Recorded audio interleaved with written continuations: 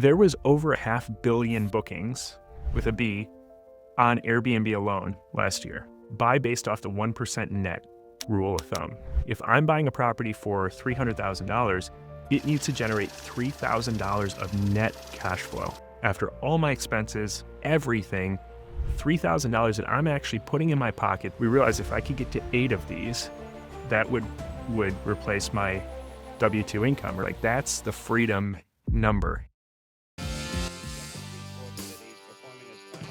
Welcome back to the Hybrid Real Estate Professional Podcast, the show where we help you build a life of abundance through real estate and small business investing without compromising what matters most. Today's guest is Kirby Atwell, an Army veteran, West Point grad, and the founder of Living Off Rentals. After serving 11 years in the military and earning his MBA in real estate finance, Kirby went on to flip and renovate over 100 properties in the Chicago area. But it was his pivot into high cash flow vacation rentals that changed everything for him.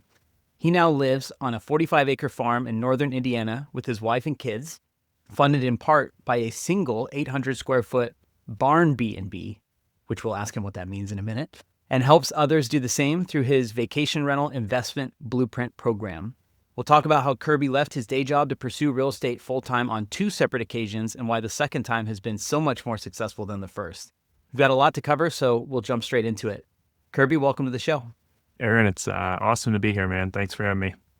Yeah, you have a very diverse range of experience, and I'm excited to poke at a few different elements of it. But let's kind of rewind the clock and start. Actually, one of the observations I've had with some of the most successful investors that I've met are that a lot of people come out of the military and get into real estate. So can you talk a little bit about kind of like how you initially got exposed to the idea of real estate, and was it during your time in the military, or how did this all kind of come to exist in the first place?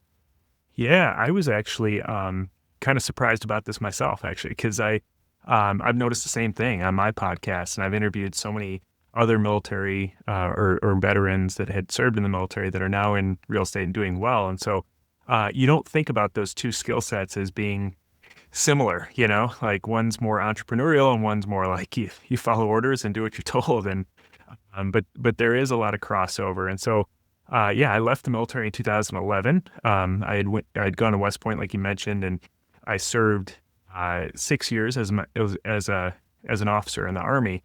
And while I was in the Army, I picked up what I like to refer to as a gateway drug into real estate investing, which is Rich Dad, Poor Dad. And I read that book, and like so many others who have the same story, there's something about it that just kind of clicks in your mind, and you're like, man, this just makes a ton of sense. And so at that point, I was a year out of college. This was 2006, and I read that book, and I was like, this is something I can do the rest of my life, like regardless of anything else that I'm doing. Kind of like, your show, the Hybrid Investor, like I can hybrid this with other activities. So I know I'm going to be serving the Army for at least the next 5 years.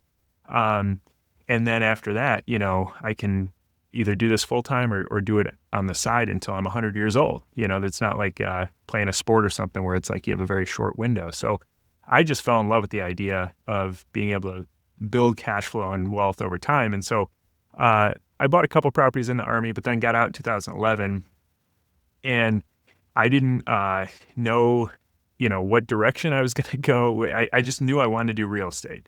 And I had these visions of like straight line success, like I was going to get out of the military, just start flipping properties, doing deals, and create all this income and have all this success. And that's not how it went. I can tell you, it was like many others have experienced. It was kind of a longer road to figure out the path, right? And so I decided that flipping was going to be the way to go because I didn't have a W-2 job anymore. And I went from being the commander of a Homeland Defense site in northern Japan. I had a site where I had 100 guys that worked for me and this $1 billion radar system, and we monitored North Korea for missile activity.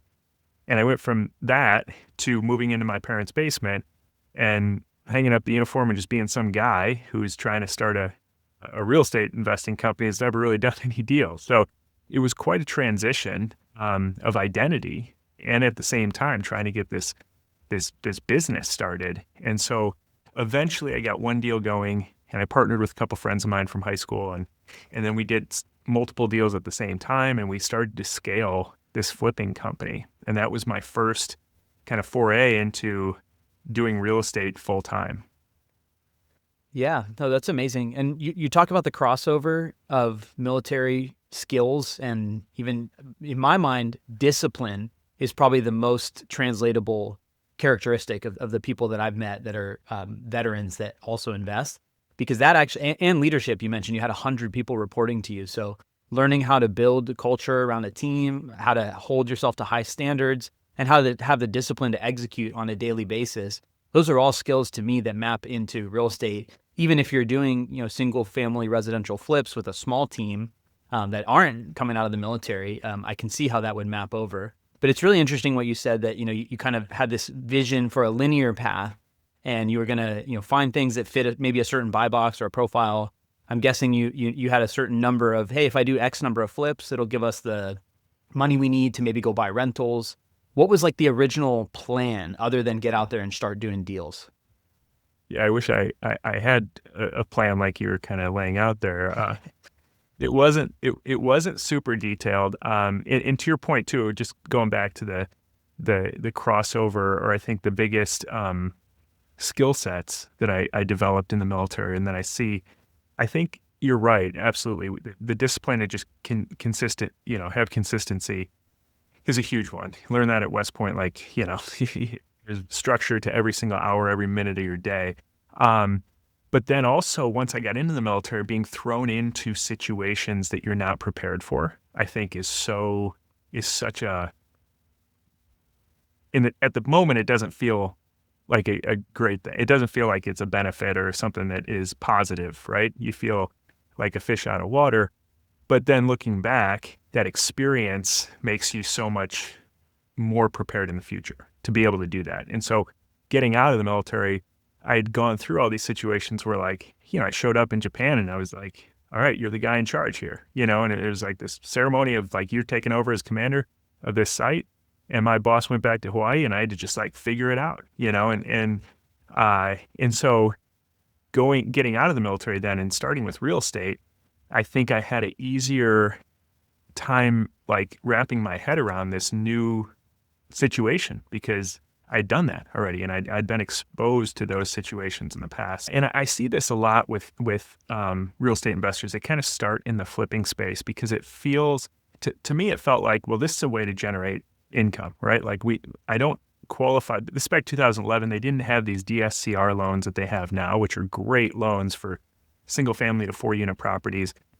Basically, all that existed was conventional loans. And, a big part of that was looking at your W-2 income. And I didn't have W-2 income. So I was like, well, we can flip properties. And so, my vision was we'll just start turning these over quickly and we'll just generate these big chunks of cash. And in the beginning, it actually, we had success on the first few, and we created some money. But the problem is you spend 6 months doing this, going through the whole process from the buy to the rehab to the marketing and selling. And if you have some money at the end and it does go as planned and you do make profit, which sometimes it doesn't, then you have to pay taxes on that money. And you've also accumulated expenses for the last 6 months that you got to pay now. And so you're kind of back to square one. And so we created this process of always just enough to get back to where we started, and so we thought, well, we'll just grow the volume and then we'll just grow the size of the deals. And it was, it was creating more and more overhead with it as we were doing this. And it was always the same thing. It was like this big treadmill. And so after 5 years, so I guess to answer your question, the original goal was just to create a whole bunch of capital that I could then use to either live off of or reinvest. And I didn't really have a clear plan at the time. It's my goal setting process has changed a lot over the years, and I've gotten a lot more clear on that. But it was after 5 years of doing this, I'd flipped 70 properties, and I was kind of in the same place financially. We had learned a lot. We had done a ton of deals, but it was just, I knew it was going to be this treadmill that I would never get off of if I just stayed in the transactional space instead of creating long-term cash flow. Yeah, it's really interesting. you mentioned that your strategy and goal setting process has changed a lot over the years. I'm sure it has. And I know you and I both work with new investors and kind of teach them how to get started in a couple different strategies. I do think there's something to be said for just getting started, right? You don't necessarily have to have your 10-year thing figured out exactly perfectly crystal clear. Yes, that can help. And I think, as people who coach others, you probably encourage people to have an outcome in mind before they start. But also, like, there's a lot of people that spend their whole, a year planning and never sending a single offer or never taking any action. So there is something, it goes back to the military characteristics. I forget which branch of the military, so correct me if I'm wrong here, but improvise, adapt, and overcome is something I always heard. Absolutely. That's that mindset, I'm sure, serves you well. When you get started, you realize over time it's a treadmill, but you at least are building the skills, you're getting in the reps, you're understanding. I'm sure every project had its own lessons. There were some things that went really well. There's probably some things that you wouldn't repeat. And getting that experience gave you the perspective to then go into the next chapter of your journey. And so even without, a crystal clear idea of where you're heading, nobody can retrace or take away that experience that you got in that first chapter. I don't know if that's how you kind of reflect on it or not, but that's what I hear when you tell that story. Totally. And I'll, yeah. And I was in the same place financially, so really hadn't created any wealth or cash flow or anything in those 5 years. We generated millions of dollars, but put it all back into the business. And so, yeah, financially I was in the same place, but to your point, I was in a much more prepared place going forward, having that perspective of all these deals and understanding, the experience of going through all these different situations, to where then moving forward into the next phase, I was so much better prepared. So for sure, you're never going to have it all figured out from day one. And everyone I talk to on my podcast is like, they're like, oh, if I just knew then what I know now. But the only way to know then is to go through the experience that gives you that knowledge now. Yeah, one of the things I always encourage people to consider, a lot of people want to jump straight into a specific strategy. They hear it on a podcast or they hear other people doing it. And people focus so much on the strategy before they even define like what the outcome is that they're looking for. I know you have 4 kids. I have 3 young kids. And, for me, a lot of what I'm trying to enable with my investing is the ability to spend time with my kids while they're still young and in the house. And if I built a machine similar, like if I tried to do what you did and got, a high volume flipping business going, something tells me that probably wouldn't line up with my actual goal of spending more time with my kids. So I think they're all viable paths and you can build those machines. You can be profitable, but attaching it to the actual outcome that you're trying to enable, I think that's probably the most important mindset shift for me around setting goals. And I imagine you probably have a similar thought at this point. Yeah, what do you think? Exactly. Oh, totally. And it's incredible to me too, how many people fall into a strategy and continue to do that strategy just because that's what they've always done. Even though, like you said, the most important thing is identifying, is this the absolute best thing I can do to get to the outcome that I'm after the most efficiently and the quickest way possible? And most of the time I see that it doesn't line up, but people just don't think through that lens. They're just like, well, either they fell into this strategy, or it's just like something that maybe their parents did or somebody that they saw do. And so they do that, but they don't ask the question of, is there actually a better way? And I think that's important too. Yeah, and you can emulate people who have success. There's nothing wrong with that. But at some point, you have to contextualize it to your own life. I think sometimes people try and copy paste other people's life plans, other people's business plans into their life, but you probably have different circumstances. Nobody lives the same life. Variables and dynamics change over time. So if you try and put in a playbook that somebody used successfully in 2018, in 2025, there's going to be differences. You're going to have to adapt. And that's where having a mentor or a coach or somebody that can help you understand how to frame that stuff and help save you from mistakes, can really make a difference. Totally. So before we leave the flipping chapter, I saw in your bio, you mentioned you kept some of them as rentals. So over time, you said you did this about 5 years. What was the point at which you started looking, hey, we're going to keep this one, we're going to sell this one? How did that thought process evolve? So I wish I was that smart to have kept some of them as rentals. Okay. Because I look back and I talk to so many flippers that have the same perspective where it's like, man, if I just kept 1 out of 3 right now, like I look at the prices that we bought them at and what we rehabbed them for, and they'd be worth like triple right now, you know? Um, but we were selling them. And the funny thing is, you know, BlackRock was one of our main buyers. You know, it was the hedge funds back at the time. And they were not doing inspections on them. Like they were paying above what retail buyers would pay. And I'm thinking, these guys, everyone thinks they're so smart, and these guys are idiots. Like they're buying these properties that, you know, they're not even They could like have all kinds of issues, and they're paying top dollar. And those are the guys that now are sitting on these properties that are worth 3 times as much. But yeah, at the time we needed capital, and so we were flipping them. And then in 2016 is when I kind of had this epiphany where I was like, wait a second, like I could do this for the rest of my life and still be in the same position, or I can start buying rentals, which is what the whole reason I got attracted to real estate. When I read Rich Dad Poor Dad, it was like, you can build up these streams of income to where at some point you don't have to work an active job, and you have so much more flexibility, to your point, like be able to spend time with your family, which is huge for me as well, and an important aspect of my life, and just have a lot more flexibility and autonomy. And so I knew that I needed to start creating those streams of income, and that's when I kind of switched to long-term rentals. It was after I'd flipped the 70 properties and started buying some long-term rentals at that point. Gotcha. Yeah, no, it is one of those things where it's hard to zoom out and think over a long-term time horizon. And this is another thing, when people get into real estate and they want to buy their first rental property, they get really excited about the idea. And then you go buy a property and it cash flows, you know, a net $100 or $150 a month after expenses. And that excitement wears off because you're like, I can't do anything with this. What am I supposed to do? And Yeah. what you have to do is keep the long term in mind. You know, 10 years of rent growth, price appreciation, loan pay down, depreciation, all this stuff in aggregate, you know, over time is incredibly powerful. But in the moment, the way human emotions are, when we see $100 hit our bank account in 2025, it feels insignificant. And so, yeah, I think even just coming to that realization, whatever you have to go through to get to the point of being able to think like that, you know, that's a powerful reframe. I'm sure that, you know, has since served you well. So you said that was about 2015. You started getting into rentals.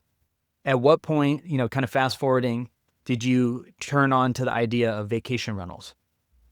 Yeah, so there's a few things that happened right around that time frame that were really important, and I think changed the trajectory of our future. Number one was I got married in 2015 to an incredible spouse, and I think that's probably the most important decision you can make in your entire life.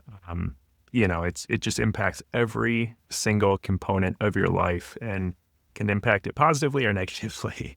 And fortunately, it was one of the best decisions I ever made. But I went from basically making decisions based off of myself and more like based off of like what I saw other successful quote unquote gurus, you know, saying success look like. You know, it was more of like the things, you know, it was like the trappings of success. And after I got married, we started talking together and realizing what our actual version of success was. And like you said, like it's different for everybody, but for us, like we didn't really care about any of that stuff. Like I don't care if I have a Bentley or a private jet, you know, even if I had all the money in the world, I probably wouldn't drive the pickup truck I drive now because I love it, you know? So it's like, none of that stuff was important. What was important was autonomy and making an impact on other people too. And so we wanted to control our time, and we also wanted to live on a farm. And so we got clear on this, and then it gave us a place to backwards plan from. And we realized that, yeah, the few $100s a month of net cash flow from the long-term rentals probably wasn't going to get us there in a time frame that we wanted. And so we moved from Chicago over to Northwest Indiana, and we bought this house that was like 1975 inside, all original. And we were going to rehab the house, and it had this unfinished basement. And so we were talking like, you know, this is 2017 at the time. And we're like, we keep hearing about this Airbnb thing. What if we just try this? What if we turn the basement into a separate apartment and rent it out? And so we did that, and we put it on Airbnb just before Memorial Day. And that whole summer started booking up like crazy.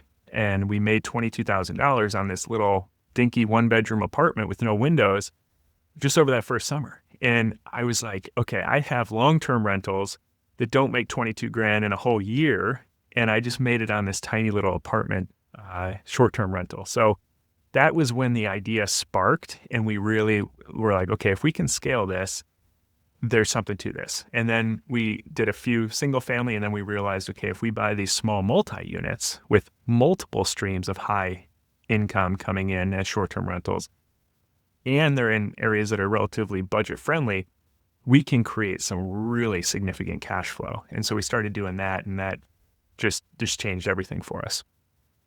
Gotcha. Yeah. So what's interesting, and the timing of when you started this was a bit ahead of what I would consider to be the wave where it got really, really popular. Yeah. Which is great, right? So you built, again, a lot of probably early experience as what it takes to be a good host, how to, manage listings, how to learn dynamic pricing, a lot of the skills that I'm sure you need to be even way better at in today's market to compete. Now that I guess short-term rental is a more sophisticated strategy, and it seems like there have been these waves of popularity, and then there's pullbacks, and now it's a more common thing. So I think I told you, before, I invest in residential assisted living, and I feel like that's kind of like at the beginning of a wave right now. Short-term rentals, like the wave started cresting in 2018, 2019, and especially in COVID, that was kind of one of the things that when people were first coming back out, they were staying at short-term rentals instead of hotels.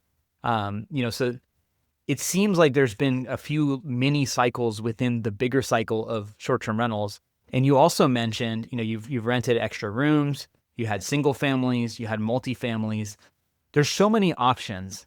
And where I'm going with this is like, how is somebody supposed to, especially if they're starting today, starting at a very different time in that maturity than you did, how is somebody supposed to pick what type of property to even think about considering before they get into this? Yeah, that's such a great question. And to your point, like a lot of people will say, well, Airbnb is this, or Airbnb or short-term rentals are that, and they clump all of them together. And just to give some context, there was over 500 million bookings with a B on Airbnb alone last year. That doesn't include Vrbo, doesn't include direct bookings, doesn't include all the other sites that are out there. 500 million. So to clump all of them together and say they're all acting in a certain way is like saying Ferraris and minivans act in the same way. Like, it's like the whole auto industry. Like, there's niches within this niche of short-term rentals. And it is such a massive niche now. It does kind of get put all in the same category. But I think it's so important to focus on, again, go back to your specific goals and figure out what it is that's going to get you to that goal the quickest. And I think the mistake that a lot of people make when they get into short-term rentals is they Google, where's the best place to buy short-term rental, right? And what comes up? The most popular places. So if you Google that now, it'll show you, well, some of the top places are, Los Angeles, California, and Rio de Janeiro, Brazil, and like London, England. And these are, because there's thousands of listings there. But is that the best place for you specifically, depending on your goal? Or it'll be like top vacation areas like the Smoky Mountains or Joshua Tree or Destin Beach, Florida. And that's where everyone then tends to flock because that's where everyone else is doing it. And so everyone's fighting over this like high-hanging fruit of these high-end vacation rentals because it's really expensive there.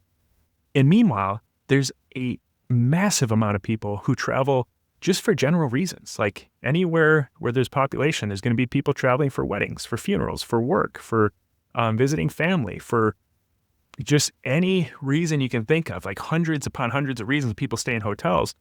And so if you buy in these areas that are relatively affordable, but yet still close to population, so we typically buy just outside of cities, what we found is if you buy a nice small multi-unit, you can have multiple streams of income coming in And we also have a super listing where we list the whole building together. So in the summertime, for us, when it's the busy season, big groups want to travel, big families, friend groups, wedding parties, and they all want to stay together. And so you can charge a premium for this place that sleeps 20 people, but yet you can have 4 separate units in the slow season when it's typically, the couples or the small families that want to, weekend getaways and that sort of thing. So you got this great versatility as well as super high cash flow. And I kind of fell into this a little bit based off of fear, because I wasn't willing to go jump into the $1 million price point places that were the mainstream vacation rental areas. And so I was like, well, what if I buy it in a place like we're in Michigan City, Indiana, where it's super affordable, and I know worst case scenario, I can always convert it back to a long-term rental.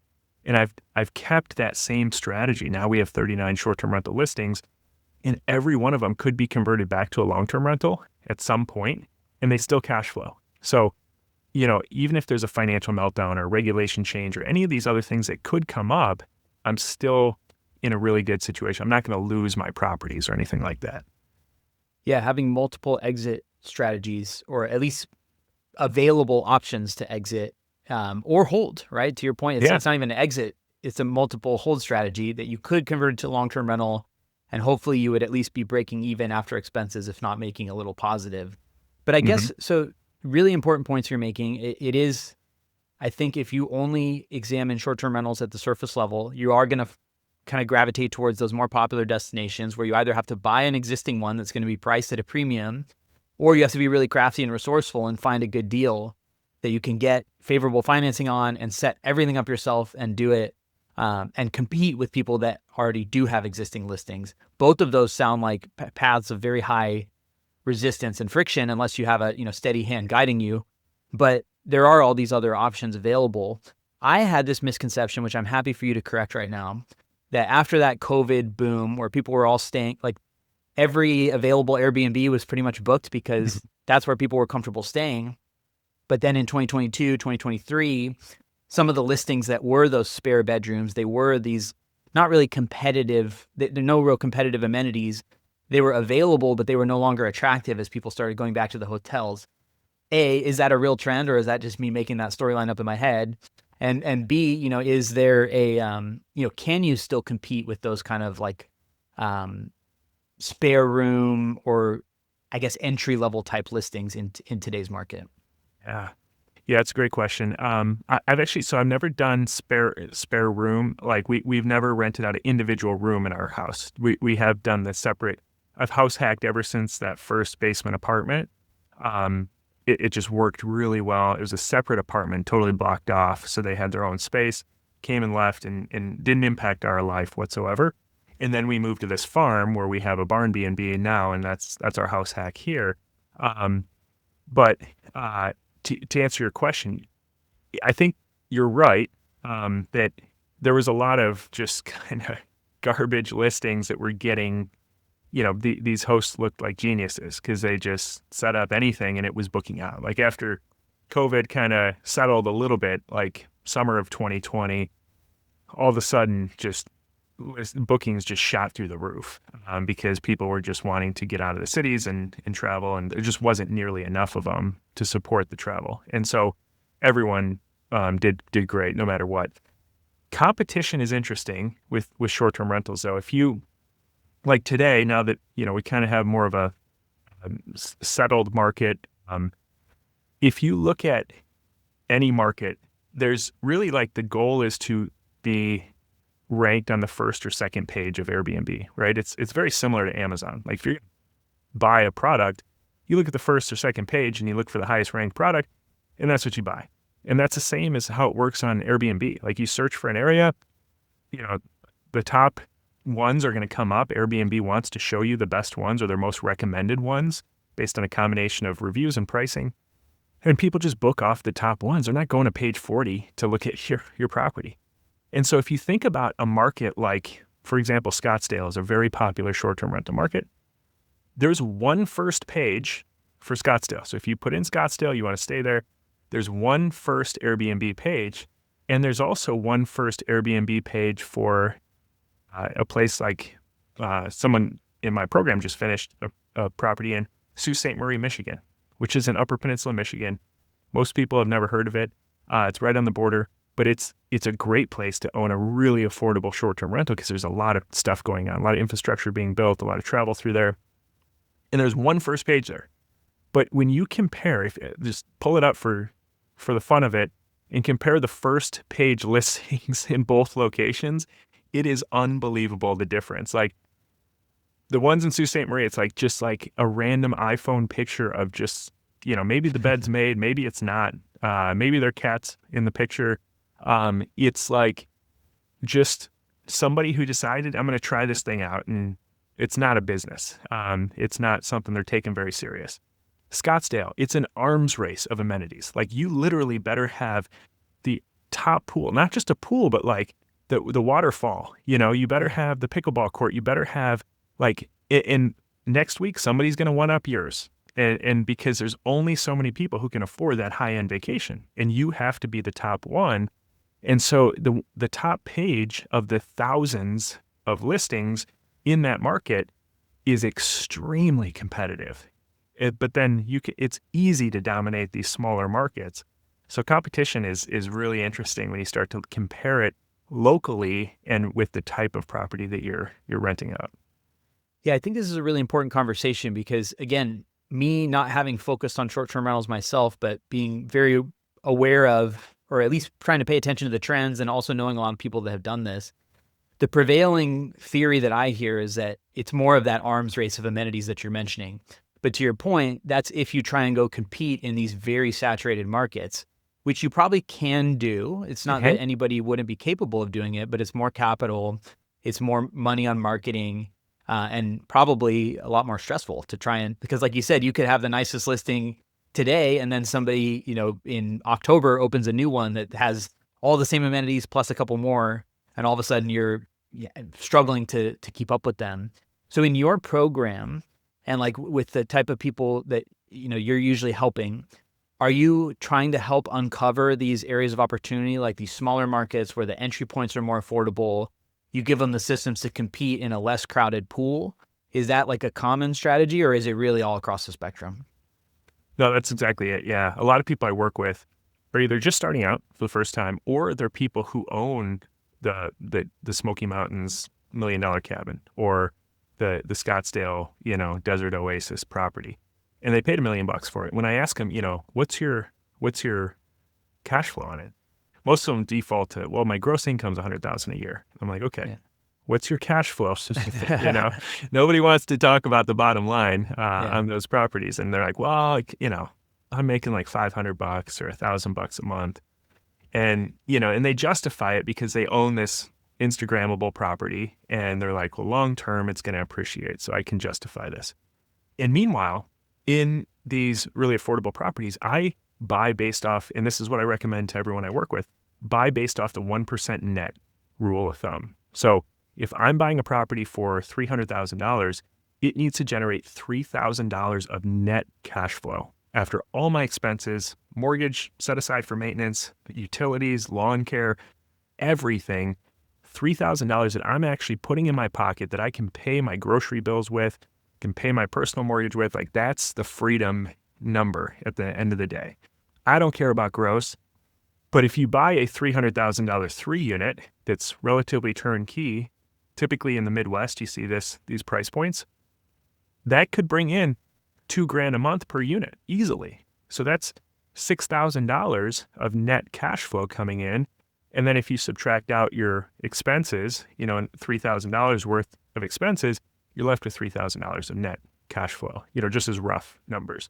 And that's very doable. And so the ROI on these types of deals are just so much higher. And so, so that's what I kind of take people through the process of identifying for them, because it can work in a lot of areas, but for them, based on their competitive advantages and their preferences and their goals, like what's the perfect market for them? And then, we build economies of scale there.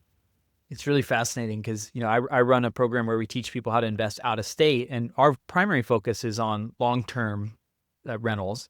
And we have similar fundamental ideas. It's like there are markets across the country where you can buy properties at very, great value.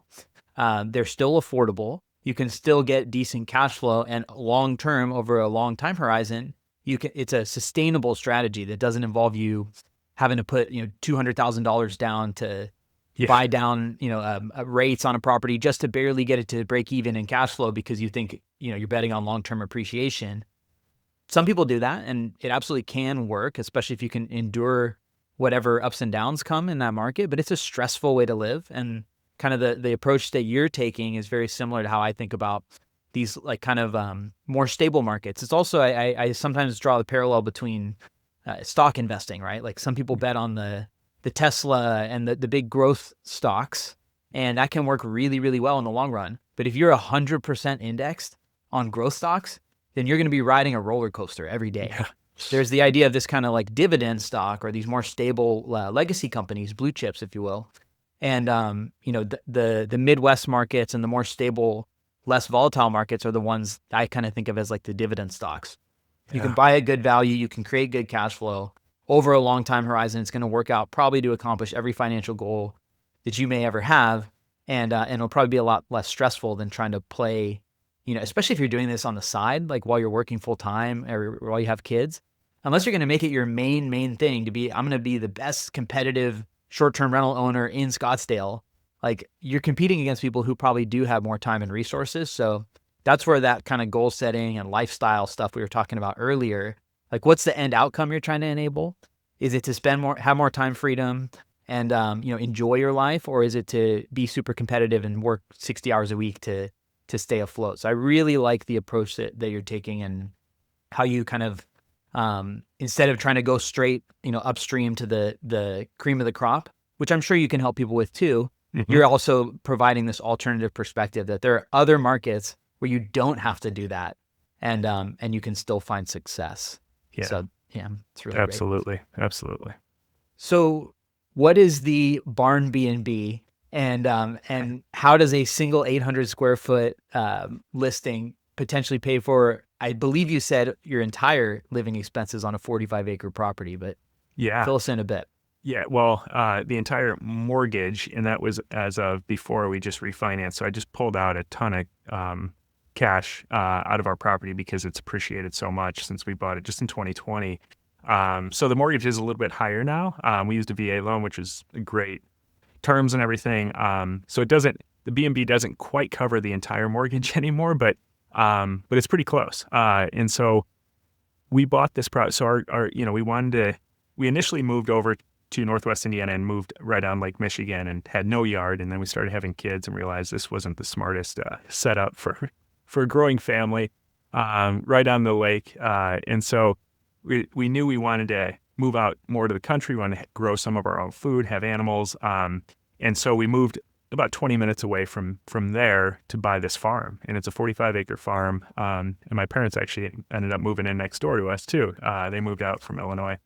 And it's been an amazing setup, but it hadn't been lived in for 15 years when we bought it. So it was totally overgrown, totally outdated, but it had these big outbuildings on it. So it had a couple garages and then this huge 55 by 65 foot pole barn.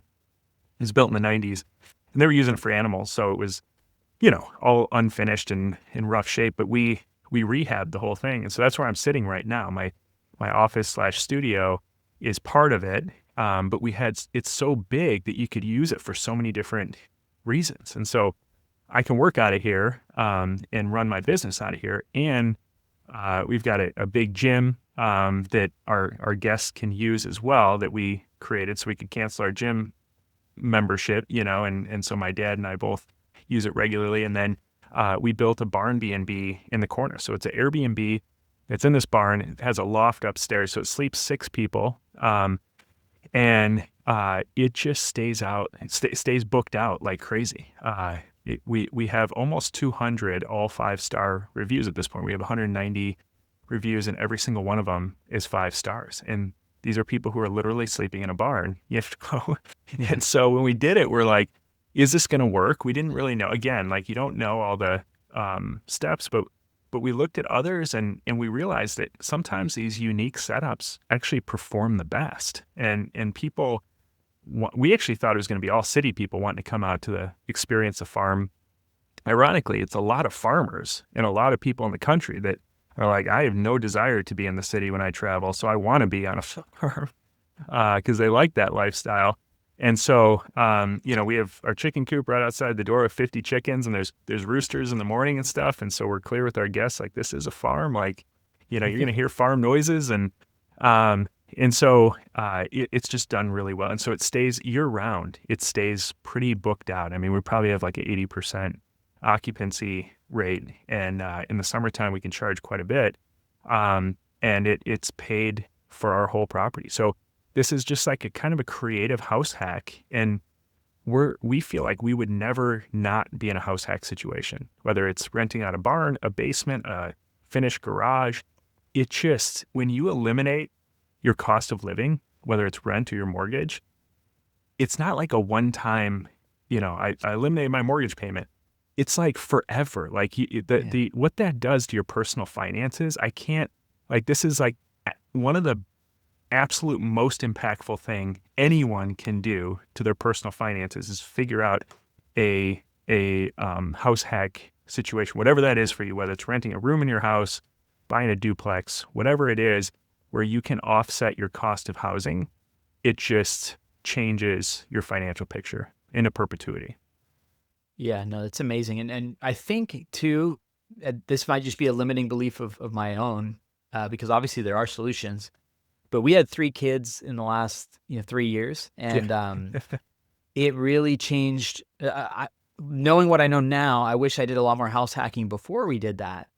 But what you're kind of sharing is that, even with, you have 4 kids, and even with 4 fourth kids, one will be here in a month. So okay, soon to be 4, but definitely a consideration, right? And your ability, you can't just pick up and move into a new quadplex, right. 1-bedroom apartment every year to keep house hacking and building that snowball. But there are different creative ways to do it, like what you're sharing, that still are accessible for families. And so again, kind of my takeaway from a lot of your story, well, a lot of takeaways, but one of them being that there are creative ways to still not only, succeed in short-term rentals in less competitive markets, but that there's also creative ways to address your own personal financial situation that, and you've done a really good job, it seems like, in responding to those signals as they present themselves over time. You started with flipping, you learned a lot from that. You got your experience, but you also learned that that's not what you wanted to do forever. You changed your frame, you evolved, you got into rentals, and then you discovered this path of short-term rentals, and now it's evolved into what it is today. I mean, that's a great example of, an iterative real estate journey. And one topic I just want to make sure we hit on before the end, though, because you mentioned that the second time you left to go full-time into real estate was more successful than the first. Yeah. I just want to give you a second to kind of frame that and share what your kind of takeaways were. And especially related to if people are considering leaving their job, like what is that kind of right time based on your experience? Yeah. So like you mentioned, I've had the opportunity to leave my job twice for real estate. And the first time obviously wasn't successful since I did it twice. I had to go back and get a job. So the first time was leaving the Army. And like we kind of talked about, I didn't have a super clear plan of what that is going to look like. I just knew I wanted to get into real estate, and I kind of envisioned that I would figure it out as I went. And it was a painful way to do it. Living on nothing. Like I said, my parents were gracious enough to let me live in their basement for a year while I got started and just was able to scrape together a little bit to live off of, but not the recommended way to do it. And so then after I was done flipping and decided I'm going to build up a portfolio, I had to go back and get a corporate job. So I got a job downtown Chicago. I was the CFO of this nonprofit that I was passionate about, but so I enjoyed the job, but I had to, work to feed myself and my family at that point. With the goal then, as I mentioned, like we started talking about what our goal was, and we knew we wanted to get to a place where we could live off the real estate. And so while I was at my job, then I started building up cash flow and started building up rental properties. And so once we discovered this strategy of these affordable short-term rentals at cash flow high, we realized if I could get to 8 of these, that would replace my W-2 income or at least be right around the W-2 income. And so that's what we did. And so that was about 4.5 years ago. at this point when we got to that place, and I was able to leave the job. And so the peacefulness of that situation compared to just, I'm going to leave and figure it out, it was night and day different. And at that point, it still wasn't quite enough to where I would feel comfortable if I just stayed with those 8 properties, like I'd be, really comfortable. But what I didn't realize is how much capacity it would free up once I went back to just, working on the real estate. All of a sudden 48 plus hours a week is freed up. And we went from 8 at that point. Now we have 39 short-term rental listings 4.5 years later, because I just had so much more capacity, and I could focus on things that aligned with our goals and live a more aligned life, I guess. And so I guess I would say, like, my advice would be, don't just jump into it, but at the same time, don't take too long either. I've seen people on the other end of the spectrum, and they're like, well, I got to get to like this insane number to leave my job. And I'm like, well, what's the worst case? Like, you can always go back to your job, and like, you're going to free up all this time. And that's the worst income you can make from a tax perspective too. So like, if you're making $100,000 a year in your W-2 job, you're actually keeping like 70,000. So all you need to make is 70,000 to replace that. And you might not even need to replace it because you're not commuting downtown and eating out and doing all this stuff that costs a bunch of money. So like, when you really look at it, you can probably do it quicker than you think, but I would encourage people, build up some streams of income first before you pull that trigger, and then prove it as a model first. Yeah, that's really good advice, because I think sometimes people are waiting for the perfect moment, and the perfect moment might never present itself. Yeah. But there's also an opportunity cost and value of your time. So for you, the number was 8, right? You did some math to say this will get me to a comfortable enough spot that we can make that cutover. But then, like you said, when you unlock that time, that allowed you to accelerate and do different things and kind of use your time in a more valuable way. Yes. And that's something where I feel like people often underestimate the value of their time, right? Even if you have a 6-figure salary, there are potentially activities you could be doing or things you could be spending your time on that have higher dollar productive value. And people maybe have, I think by default, a general assumption that their time is only worth X amount. But when you're building all these skills on the side, you're learning all these strategies, different ways to accelerate not only your wealth building, but build cash flow, then you have to start thinking about, if I spend those 40 hours on my job making $120,000 a year, is that as much as I could make and as much benefit and value to my family and my own, increasing my own value as it would be if I spent that time separately on building my own thing. So I really like that framing, and I think those are great takeaways. Yeah. Yeah. And just one follow-up on that too, like, you might have to take a little bit of a step back to step forward. But like, at this point, I look back at what I was thinking was like incredible salary, in a W-2 job. Like, if I would just have gotten a raise to like a certain amount, like that was like a great income. And now, like, I make way more than that doing something that I really enjoy, and like have so much more flexibility and autonomy. And I didn't realize that was a reality or that it was possible, but I was willing to kind of take a step back a little bit in terms of income initially to then be able to build up these streams of income that just accumulate over time. Yeah. Yeah, it's really good. Well, Kirby, I enjoy getting to know your story. There's a lot to unpack there, but I honestly think that the people that have evolved over time and done different things, gotten different types of experience, are among the best people to learn from. So it's great to hear that you also are giving back and teaching other people how to get started. But if people want to get in touch with you or follow you on your podcast, your coaching program, where can they find you?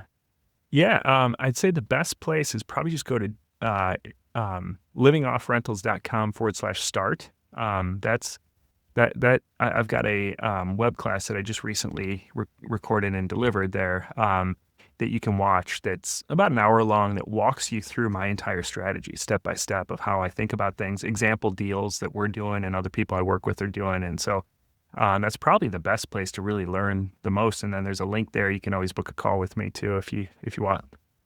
Awesome. We'll make sure that's all included in the show notes, and hopefully we'll do this again sometime soon. But thank you again for coming on the show. Thanks for having me. Thank you for making it to the end of today's episode. As you may know, podcasts are very difficult to grow organically. If you're getting value from today's episode, I'd deeply appreciate if you can take 30 seconds to leave my show a 5-star rating and review. This will go a long way to helping me reach more listeners just like you. Thank you so much in advance.